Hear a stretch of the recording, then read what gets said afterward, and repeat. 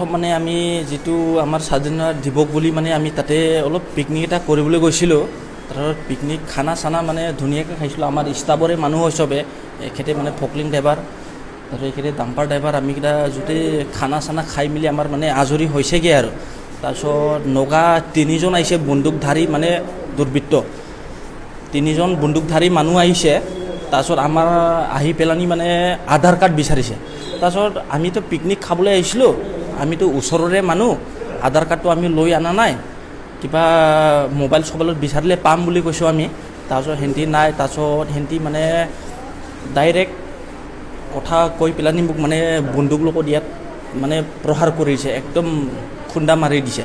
তাৰপিছত এখেতৰ লোকক মানে গুৰলা গুৰলিকৈ প্ৰহাৰ কৰিছে। সিহঁতি মানে বন্দুকধাৰী একদম 3জন আহিছে, মানুহটো পূৰা লম্বা লম্বা বন্দুক লৈ আহিছে, 3জন নগা মানুহ কিন্তু। তাৰপিছত সেইটোৱে আৰু আমাক গুৰলা গুৰলিকৈ প্ৰহাৰ কৰিছে। তাৰপিছত আমি যেন তেন মানে পলাই গুচি আহিছোঁ আৰু এখেতকতো বন্দুক মাৰিছে, গাড়ীটো মাৰিছে আমাৰ বন্দুক, সেইটোৱে আৰু। তাৰপিছত আমি পলাই গুচি আহিছোঁ আৰু আমি জাষ্ট মানে পিকনিক খাবলৈ গৈছিলোঁ। সেইটো মানে ওদালি পথাৰ CRP কেম্প আছিলে। তাৰপিছত তাৰ অলপ আগতে লেফ্ট ছাইডত টাৰ্ণিং হৈ সেইফালে পাহাৰ ৰাস্তাত গৈছিলোঁ আমি।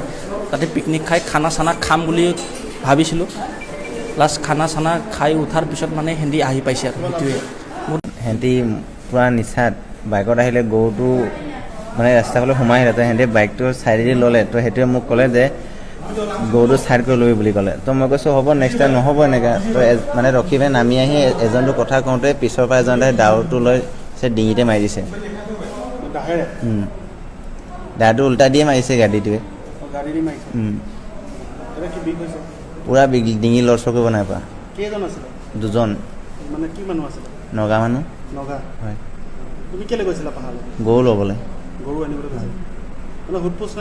সোধপোছ নাই। প্ৰথমবাৰ খালি সিহঁতে আৰু কৈছে মোবাইলো ছিঙিব ল'লে। মোৰ মোবাইলটো হাতত আছিলে, মই মোবাইল নিদিওঁ বুলি ক'লে। তেতিয়া দাউৰটো দি মাৰি দিছে। চিনি পাওঁ, নামটো গম নাপাওঁ, কিন্তু দেখি থাকোঁ, আমাৰ সেইফালে অহা যোৱা কৰে সেইটো বস্তিৰে। নাম কিন্তু নাজানে সেইবোৰ। সেইটো চাফাই ৰণী বস্তি।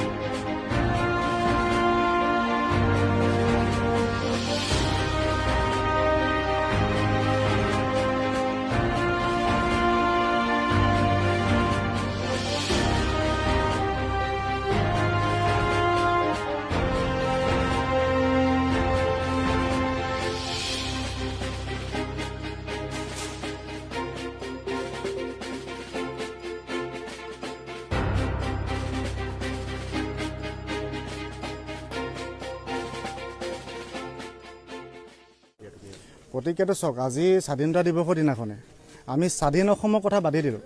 স্বাধীন ভাৰতত আজি যদি আমাৰ 5জন অসমীয়া ল'ৰা, অসমীয়া যুৱক যদি নগা দুৰ্বৃত্তৰ সন্ত্ৰাসৰ বলি হ'ব লগা হৈছে, 5জন ল'ৰা, তাৰে 4জনক কোনোবা 2জনক ডাইৰেক্ট ঘপিয়াইছে, কোনোবা এজনক গুলিবিদ্ধ কৰিছে। আমাৰ নিজৰ জেগাত গৈ তেওঁলোকে গৰু চৰাবলৈ গৈছে। গৰু চৰাবলৈ যোৱাত তেওঁলোকক কাগজ পত্ৰ বিচাৰে। তেওঁলোকে হয়তো হাৰ্ড কপি নাথাকিব পাৰে, তেওঁলোকে মোবাইলত তেওঁলোকৰ নথিপত্ৰ দেখালে। নথিপত্ৰ দেখুওৱাৰ পিছত তেওঁলোকক কোনো ধৰণৰ কথা বতৰা নপতাকে তেওঁলোকক নিজৰ ৰিভলভাৰ বা নিজৰ AK-47 উলিয়াই পেলাই তেওঁলোকক গুলিবিদ্ধ কৰিলে। ইয়াত ন্যায় ক'ত পাব? আজি প্ৰধানমন্ত্ৰী ডাঙৰীয়াই হওক, মুখ্যমন্ত্ৰী ডাঙৰীয়াই হওক, হাজাৰবাৰ চিঞৰ বাখৰ কৰি থাকিলেও আজি অসমীয়া যুৱক, অসমীয়া জনসাধাৰণ সুৰক্ষিত ক'ত আছে? আমাৰ প্ৰশ্ন আছে তাত। আজি মেৰাপানীৰ আমাৰ সাধাৰণ অঞ্চলৰ মানুহে নাইতো নগাই বলি হ'ব লগা হৈছে, নহ'লে মিয়া বলি হ'ব লগা হৈছে। আজি মিয়া উচ্ছেদ কৰিলে ঠিকে আছে, মিয়া উচ্ছেদ কৰাৰ পিছত আজি 2দিন 3দিন এসপ্তাহ যাওঁতে আজি নগাৰ সন্ত্ৰাসৰ বলি হ'ব লগা হ'ল। এজন ল'ৰাই আজি মেৰাপানী অসামৰিক চিকিৎসালয়ৰ পৰা তেওঁক গোলাঘাট চিকিৎসালয়লৈ তেওঁক প্ৰেৰণ কৰিব লগা হৈছে, তেওঁ গুলিবিদ্ধ হৈছে। তেনেকৈ হ'লে আজি সাধাৰণ জনতা ইয়াত জাগি উঠিছে, কি হ'ব তেওঁলোকৰ ভৱিষ্যতৰ নিৰাপত্তা। তাৰ লগত আজি লাচি থানা অসম, গোলাঘাট জিলা সমিতি, মেৰাপানী আঞ্চলিক সমিতি আমি স্পষ্টকৈ কৈ দিব খুজিছোঁ, যেতিয়ালৈকে এই উচিত তদন্ত বিচাৰ নহয় তেতিয়ালৈকে গোলাঘাট জিলা সমিতি হওক মেৰাপানী আঞ্চলিক সমিতি হওক বা মেৰাপানী সাধাৰণ খিলঞ্জীয়া জনতা হওক নগাঁৱৰ যেনেকৈ আগ্ৰাসন ইয়াত চলি আছে এই আগ্ৰাসন বন্ধ কৰি দিয়া হ'ব নগাঁৱৰ এণ্টি ইয়াত মেৰাপানীত বন্ধ কৰি দিয়া হ'ব স্পষ্ট কথা ইয়াৰ পৰা হুঁচিয়াৰ কৰি দিছে স্পষ্ট কথা আমাৰ ল'ৰা আমাৰ জনতাই আমাৰ সাধাৰণ খিলঞ্জীয়া ৰাইজে সুৰক্ষা পাব লাগিব এই ক্ষেত্ৰত পুলিচ প্ৰশাসন হওক আমাৰ চৰকাৰ হওক যোন বিষয়ববীয়া আছে তেওঁলোকে এই বিষয়ে তদন্ত কৰক আৰু দুখীয়াই উচিত শাস্তি পোৱাত নাগালেণ্ড চৰকাৰৰ লগত তেওঁলোকে আলোচনা কৰক কথা বতৰা পাতক আমাৰ তাত ক'ব লগা একো নাই